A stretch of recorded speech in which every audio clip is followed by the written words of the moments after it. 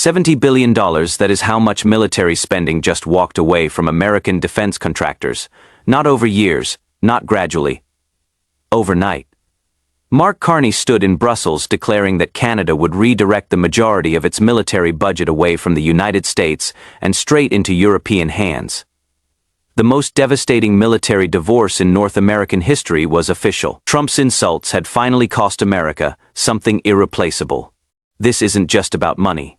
This is about the collapse of a 70-year military partnership that kept North America secure. About how one man's need to mock allies destroyed relationships that generations of leaders built. About how Europe just pulled off the greatest diplomatic coup of the decade by offering Canada something America couldn't respect. But before we dive into this incredible story, if you appreciate in-depth analysis like this, hit that like button and subscribe to stay informed on the stories that truly matter. Tonight, we're showing you how Mark Carney engineered the most brilliant strategic pivot in Canadian history, how Europe weaponized American arrogance against itself, and why American defense contractors are about to experience their worst nightmare: the end of guaranteed Canadian contracts. Let's start with the moment that changed everything. Brussels, early December 2025. According to leaked diplomatic sources, Mark Carney wasn't supposed to be there. Canadian prime ministers don't typically attend European Union defense meetings, but there he was, flanked by European Commission President Ursula von der Leyen, signing documents that would reshape Western military alliances forever. The Security Action for Europe Initiative, SAFE. A €150 billion defense fund designed to build European military independence. And for the first time in its history, SAFE was admitting a non-European partner, Canada. The country that spent 70% of its military budget on American weapons was about to change sides. Von der Leyen couldn't hide her excitement. "Welcome to SAFE, Canada," she posted on social media, but the real celebration was happening behind closed doors. European defense officials had spent years trying to break American dominance in military technology. They'd failed repeatedly because American systems were simply too advanced, too integrated, too essential. Then Trump handed them the perfect partner, a country with advanced manufacturing, significant defense needs, and thanks to his constant insults, a burning desire to escape American control. The details of Carney's European deal are staggering. Canadian defense companies now have access to low-interest EU-backed loans that American competitors can't match. They can bid on contracts across 27 European nations. They can participate in joint weapons development programs, all while operating under a crucial restriction: non-signatory nations, meaning the United States, are limited to 35% participation in any single project. Translation: for the first time since World War II, Canada is building a military specifically designed to not need American weapons. But how did we get here? How did America's closest ally, its most reliable partner, decide that Europe was a better option than the United States? The breaking point came when Trump called Canada the 51st state. Not once, not as a joke, repeatedly, publicly, while suggesting Mark Carney could govern this new American territory for Canadians. That wasn't political theater. That was an existential threat. When your neighbor starts talking about annexation, you don't laugh. You start planning alternatives. Carney built his entire prime ministerial campaign around one promise: end Canada's dangerous dependence on American unpredictability. He won in a landslide because Canadians were terrified of becoming America's subordinate territory instead of a sovereign ally. The moment Carney took power, he activated relationships European leaders had been building quietly for years. They'd been waiting for exactly this opportunity.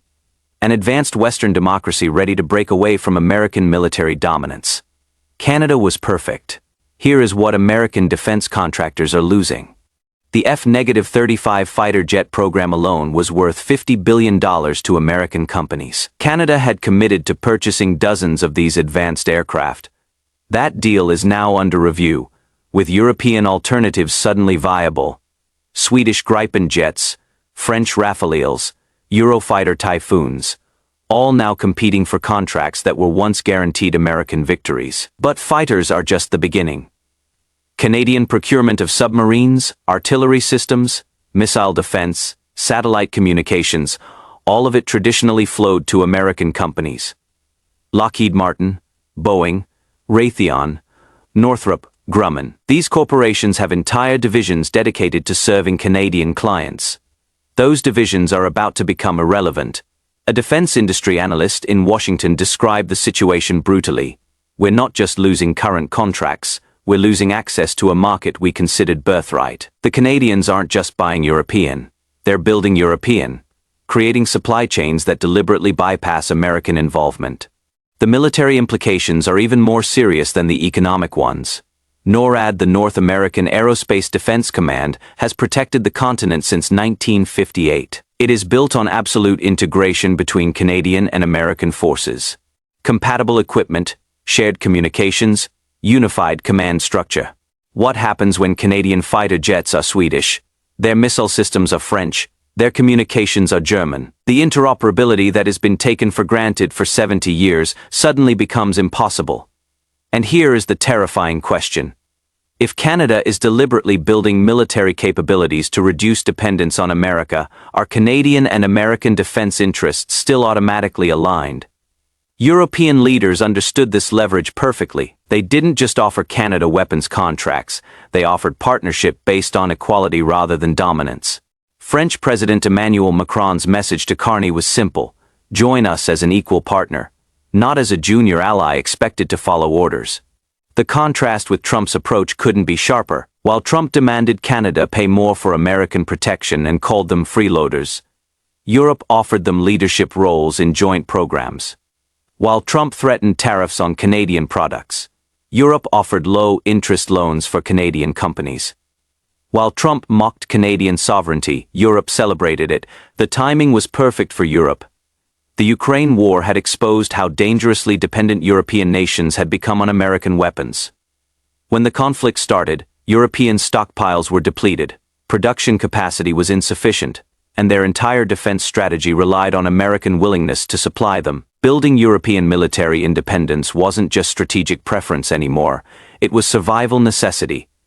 Canada solved multiple problems simultaneously: advanced manufacturing capabilities, technical expertise, and crucially, political motivation to break from American dominance. The partnership gives Europe a sophisticated production base outside American control, while giving Canada access to markets and technology that reduce their dependence on American suppliers.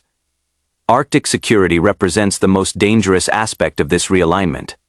Climate change is opening Arctic shipping routes and exposing new vulnerabilities. For decades, Arctic defense has been assumed to be joint US-Canadian responsibility. What if Canada decides they trust Nordic European partners more than American ones? Norway, Sweden, Finland, Denmark. These countries have serious Arctic capabilities and no interest in treating Canada as a subordinate. If Canada starts coordinating Arctic defense with European allies instead of American ones, the entire strategic map of North America changes.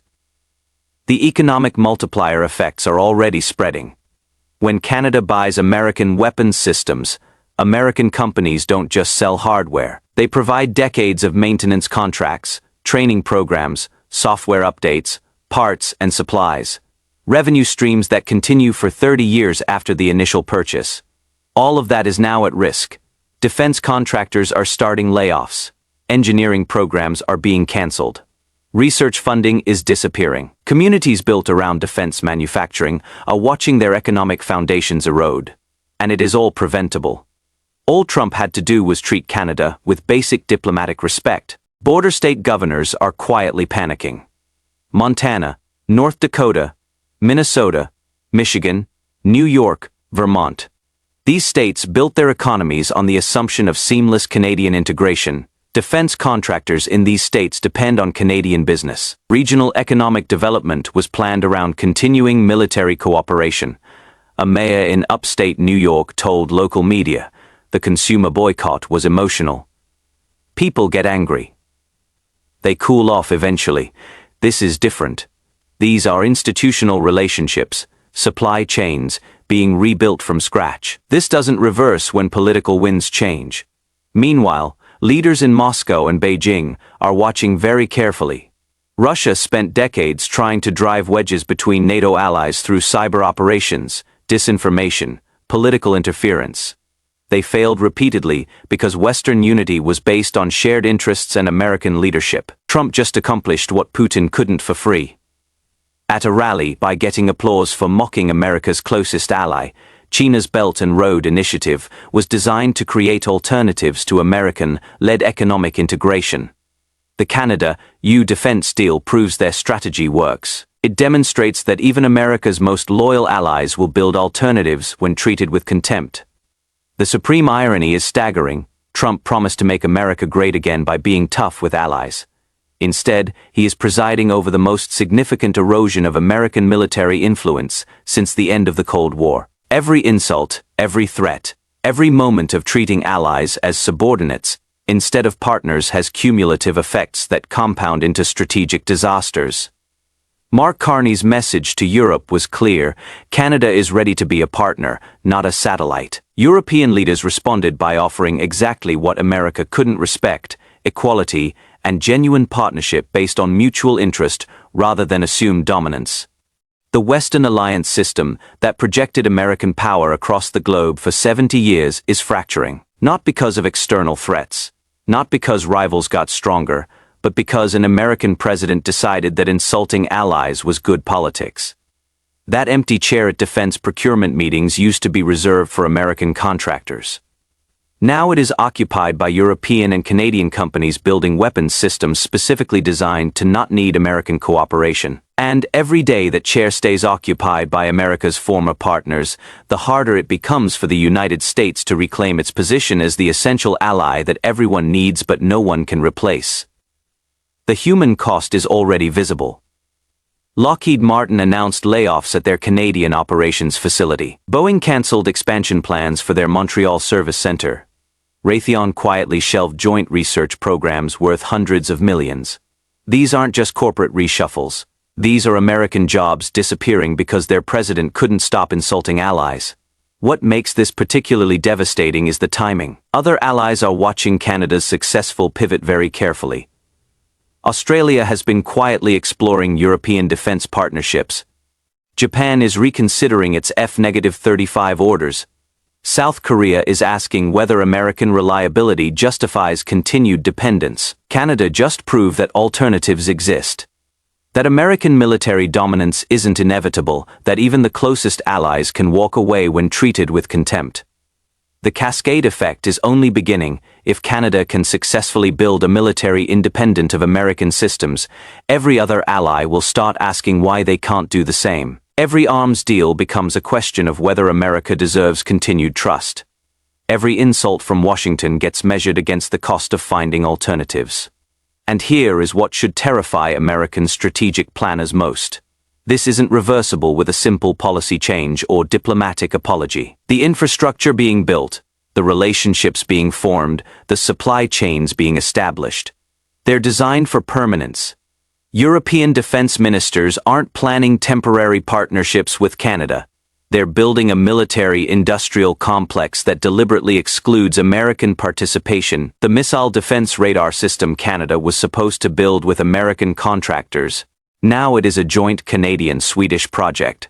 The submarine fleet Canada was considering purchasing from American shipyards. French companies are submitting competitive bids with EU financing that makes American offers irrelevant. The satellite communication network that was going to link Canadian and American forces. Germany is offering technology that works exclusively with European systems. Every month that passes, every new contract signed, every joint program launched makes Canada more integrated with European defense systems and less compatible with American ones. The window for reversing this strategic disaster is closing rapidly, and Trump doesn't even seem to realize what he has lost. Meanwhile, Mark Carney is planning his next move. Intelligence sources suggest Canada is considering joining European space defense initiatives, potentially ending decades of cooperation with America's Space Force, the Arctic patrol vessels Canada needs for sovereignty enforcement. European shipyards are already submitting proposals that promise technology transfer and job creation in Canada rather than just equipment sales. Trump got applause at his rallies for calling Canada the 51st state. Mark Carney got $70 billion in military contracts and a partnership with Europe that makes American approval optional. The cost-benefit analysis couldn't be clearer. America traded irreplaceable strategic relationships for temporary political points, and the world is moving on without them.